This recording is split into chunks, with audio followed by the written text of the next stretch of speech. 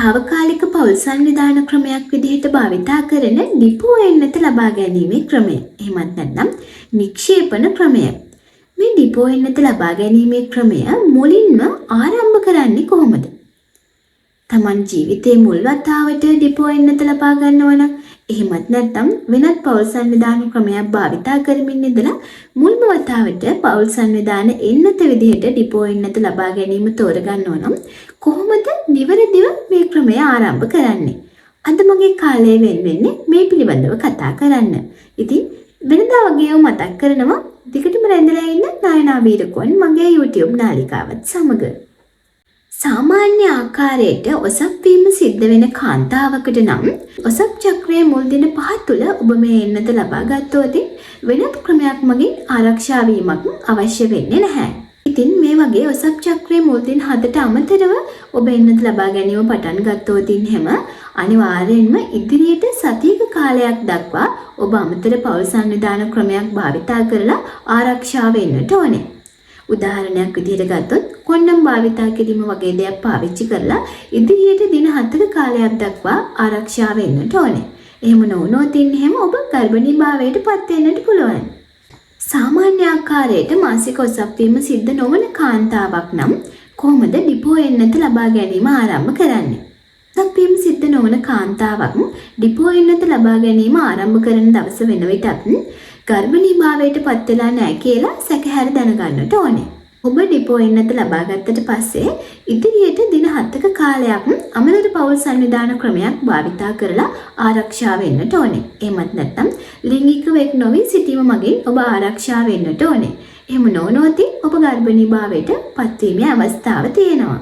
දරු උපතකින් පස්සේ මව් කිරි දෙන අම්මා කෙනෙක් කොහොමද ඩිපෝ එන්නත ලබා ගැනීම ආරම්භ කරන්නේ? සාමාන්‍යයෙන් දරු උපතක් සිද්ධ කරලා සති 6ක් ගියාට පස්සේ ඩිපෝ එන්නත ලබා ගන්නට පුළුවන්. ඒ මගින් ඔබේ දරුවාගේ මව්කේ වලට කිසිම බලපෑමක් ඇති වෙන්නේ නැහැ.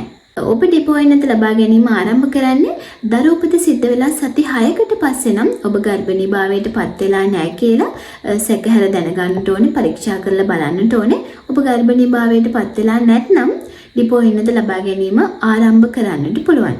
ඒ අවස්ථාවේදී ඉදිරියට සතියක කාලයක් දක්වා ආරක්ෂා වෙන්නට වෙනවා. අමතර පෞල් සංවිධාන ක්‍රමයක් භාවිතා කරන්නට ඕනේ. එහෙමත් නැත්නම් සතියක කාලයක් දක්වා ඔබ ලිංගිකව එකතු වීමෙන් වැළකී ඉන්නට ඕනේ. දරු උපතක් සිද්ධ වුණාට පස්සේ මව් කිරි ලබා දෙන්නේ නැති අම්මා කෙනෙක් කොහොමද මේ එන්නත ලබා ගැනීම ආරම්භ කරන්නේ? යම්කිසි හේතුවකට ඔබේ දරු පැටියා මිය ගියොත් එහෙම කොහොමද ඊළඟට පෞල් සංවිධාන ක්‍රමයක් විදිහට ඔබ මේ එන්නත ලබා ගන්නේ? පළවෙනි සති 6 තුලදී ඕනෑම අවස්ථාවකදී මේ එන්නත ලබා ගැනීම ආරම්භ කරන්නට පුළුවන්. ඒ අවස්ථාවේදී ඔබ ඉදිරියට සතියක කාලයක් දක්වා ආරක්ෂා වීමක් අවශ්‍ය වෙන්නේ නැහැ.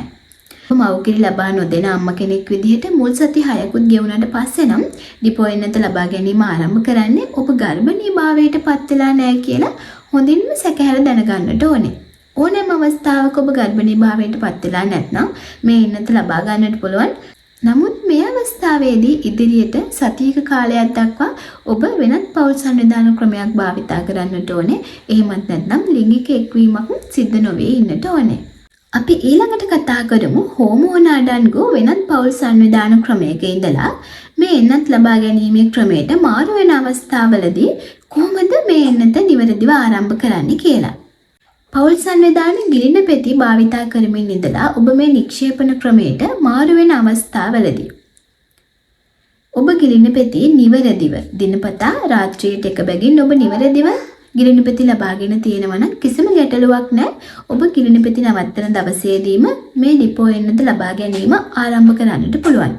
මේ වගේ අවස්ථාවලදී ඉදිරියට සතියක කාලයක් දක්වා ආරක්ෂා වීමක් අවශ්‍ය වෙන්නේ නැහැ.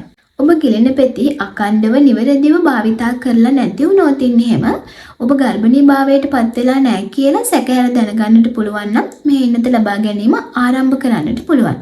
නමුත් ඉදිරියට සතියක කාලයක් දක්වා ඔබ ආරක්ෂා වෙන්නට ඕනේ. හේතුව තමයි පෞල් සංවිධාන ගිලෙන පෙති නිවැරදිව අකණ්ඩව ලබාගෙන නොමැති නිසා. හෝමෝන තැන්පතුව එහෙමත් නැත්නම් අතට කරලක් දානවා කියලා පෞල් සංවිධාන ක්‍රමයක් භාවිතා කරනවනේ. ඉතින් මේ හෝමෝන තැන්පතු ක්‍රමයේ ඉඳලා ඩිපෝ එන්නත ලබා ගැනීමේ ක්‍රමයට මාරු වෙන අවස්ථාවලදී කොහොමද මේක නිවැරදිව භාවිතා කරන්නේ? ඔබේ හෝමෝන තැන්පතුව ඉවත් කරන දිනයේදීම මේ ඩිපෝ එන්නත ලබා ගැනීම සිද්ධ කරන්නට පුළුවන්. ඒ වගේ අවස්ථාවලදී ඉදිරියට සතියක කාලයක් දක්වා ආරක්ෂා වීමක් අවශ්‍ය වෙන්නේ නැහැ. අන්තර්ගර්භාෂිත උපකරණ එහෙමත් නැත්නම් ලූපය කියලා හඳුන්වන්නේ. ඉතින් ඔබේ ගර්භාෂයේ තැන්පත් කරන මේ අන්තර්ගර්භාෂිත උපකරණ භාවිතා කරන කාන්තාවක් කොහොමද නිවැරදිව ඔබේ මේ ගර්භාෂිත තැන්පතුව ඉවත් කරලා එන්නත් ලබා ගැනීමේ ක්‍රමයට මාරු වෙන්නේ? සාමාන්‍ය ආකාරයට ඔසප් වීම සිද්ධ වෙන කාන්තාවක් නම් ඔබේ ඔසප් චක්‍රයේ මුල් දින 7 තුලදී ඕනෑම අවස්ථාවක ඔබ භාවිතා කරන අන්තර්ගර්භාෂිත ලූපය ඉවත් කරලා මේ නික්ෂේපණ ලබා ගැනීමේ ක්‍රමයට මාරු වෙන්නට පුළුවන්. ඉතින් ඔසප් චක්‍රයේ මුල් දින 7 තුලදී නම් මේ දේ සිද්ධ වෙන්නේ ඔබ වෙනත් පෞල් සංවේදාන ක්‍රමයක් භාවිතා කිරීම හෝ එහෙම නැත්නම් ලිංගිකව එක් නොවීම මගින් ආරක්ෂා වීමක් අවශ්‍ය වෙන්නේ නැහැ. නමුත් ඔබ අන්තර්ගර්භාෂිත ලූපය ඉවත් කරන්නේ ඔබේ ඔසප් චක්‍රයේ මුල් දින 7 තුලදී නොවේ නම් ඔබ ගර්භණී භාවයට පත් වෙලා නැහැ කියලා සැකහැර දැනගන්න ඕනේ. කිසියම් හේතුවක් නිසා ඔබ ලූපය ඉවත් කරලා කාලයක් ගත වෙලා නම් නැවතත් ගර්භණී භාවයට පත් වෙලා තියෙන්නට පුළුවන්. මේ වගේ අවස්ථාවලදී ඔබ ගර්භණී භාවයට පත් වෙලා නැහැ කියලා පරීක්ෂා කිරීමෙන් අනතුරුව එන්නත ලබා ගැනීම ආරම්භ කරන්නට පුළුවන්. නමුත් ඉදිරියට සතියක කාලයක් දක්වා ඔබ වෙනත් පෞල් සංවිධාන ක්‍රමයක් විදිහට කොණ්ඩම් භාවිතා කිරීම හෝ ලිංගික වෙක් නොවී සිටීම මගින් ආරක්ෂා වෙන්නට ඕනේ. එහෙම නැති වුණොත් ඔබ ගර්භණී භාවයට පත් වෙන්නට පුළුවන්. එහෙමත් නැත්නම් ඔබට පුළුවන් අන්තර්ගර්භාෂිත උපකරණ පාවිච්චි කිරීමේ ක්‍රමයේ ඉඳලා එන්නත් ලබා ගැනීමේ ක්‍රමයට මාරු වෙන අවස්ථාවලදී ඔබ ඔබේ ඔසප් චක්‍රයේ මුල් දින 7 තුලදී නොවේ නම් මේ එන්නත් ලබා ගැනීම සිද්ධ කරන්නේ එන්නත ලබා ගැනීම සිද්ධ කරන්න අන්තර්ගර්භාෂිත උපකරණ ඉවත් කිරීම ඊළඟ ඔසප් චක්‍රයේ මුල් දින 7 තුලදී ඉවත් කිරීම සිද්ධ කරන්න. ඒ මගින් ඔබට ආරක්ෂාව ලැබෙනවා. එහෙම නැතුව ඔබ අන්තර්ගර්භාෂිත උපකරණය ඉවත් කරලා කාලයක් කිසිම පෞල් සංවිධාන ක්‍රමයක් භාවිතා නොකර ඉඳලා එන්නත් ලබා ගැනීම සිද්ධ කරන්නට එපා. එහෙම කාලයක් ඉඳලා එන්නත් ලබා ගැනීම සිද්ධ කරනවා නම් අනිවාර්යයෙන්ම ඉදිරියට සතියක කාලයක් දක්වා ආරක්ෂා වෙන්නට ඕනේ. හෝමෝන අඩංගු නොවන පෞල් සංවිධාන ක්‍රම. එහෙමත් නැත්නම් ඔබ සාමාන්‍ය ආකාරයෙන් ස්වභාවික පරිස්සම් වීමක් සිද්ධ කරනවා වෙන්නට පුළුවන්. එහෙමත් නැත්නම් ඔබ කොණ්ඩම් භාවිතා කරනවා වෙන්නට පුළුවන්. මෙන්න මේ වගේ අවස්ථාවක ඉඳලා කොහොමද එන්නත් ලබා ගැනීමේ ක්‍රමයට මාරු වෙන්නේ? මේකත් සාමාන්‍ය ආකාරයටමයි ඔබ එන්නත් ලබා ගැනීම සිද්ධ කරන්නට ඕනේ ඔබේ ඔසප් චක්‍රයේ මුල් දින 7 තුල. ඔසප් චක්‍රයේ මුල් දින 7 තුලදී එන්නත් ලබා ගැනීම ආරම්භ කරනවා නම් අමතර පෞල් සංවිධාන ක්‍රමයකින් ආරක්ෂා වෙන්නට අවශ්‍ය නැහැ. නමුත් ඔබ ස්වභාවිකව පරිස්සම් වීමේ ක්‍රමය එහෙමත් නැත්නම් කොණ්ඩම් භාවිතා කිරීම වගේ ක්‍රමයක ඉඳලා ඩිපෝ එන්නත ලබා ගැනීම ආරම්භ කරන්නේ ඔබේ ඔසප් චක්‍රයේ මුල් දින 7 තුලදී නොවේ නම් අංක 1 ඔබ ගර්භණී භාවයට පත් වෙලාද නැද්ද කියලා සැකහැර දැනගන්නට ඕනේ. පරීක්ෂා කරලා බලන්නට ඕනේ. ඉතින් ඔබ ගර්භණී භාවයට පත් වෙලා නැත්නම් මේ එන්නත් ලබා ගැනීම සිද්ධ කරන්නට පුළුවන්. එහෙම ඔබ එන්නත් ලබා ගැනීම සිද්ධ කරනවා නම් ඒ සිද්ධ කරන්නේ ඔබේ ඔසප් චක්‍රයේ මුල් දින 7 තුලදී නොවේ නම් අනිවාර්යයෙන්ම ඉදිරියට සතියක කාලයක් දක්වා ලිංගිකව එක් නොවී සිටීම හෝ එහෙමත් නැත්නම් කොණ්ඩම් භාවිතා කිරීම මගින් ආරක්ෂා වීමක් සිද්ධ වෙන්නට ඕනේ. දැන් ඔබට ගැටලුවක් ඇති. ඇයි මම මේ වීඩියෝ එකේ ගොඩක් අවස්ථාවලදී ඉදිරියට සතියක කාලයක් පරිස්සම් වෙන්නට ඕනේ. එහෙම නැති වුණොත් ගර්භණී භාවයට පත් වෙනවා කියන එක කියන්නේ කියලා. ඒකට හේතුව තමයි මේ සාමාන්‍ය ආකාරයට අපි වෙනත් ඖෂධයක් හිම ලබා ගන්නවා නම් ඒක අපේ ශරීරයට ඉතාමත්ම ඉක්මනින්ම අවශෝෂණය කරගන්නවා. නමුත් මේක හෝමෝන අඩංගු ක්‍රමයක් නිසා එන්නත් ලබා ගැනීමේ ක්‍රමයේදී සාමාන්‍යයෙන් සතියක විතර කාලයක් යනවා මේ එන්නත අපේ ශරීරයට අවශෝෂණය කරගන්න.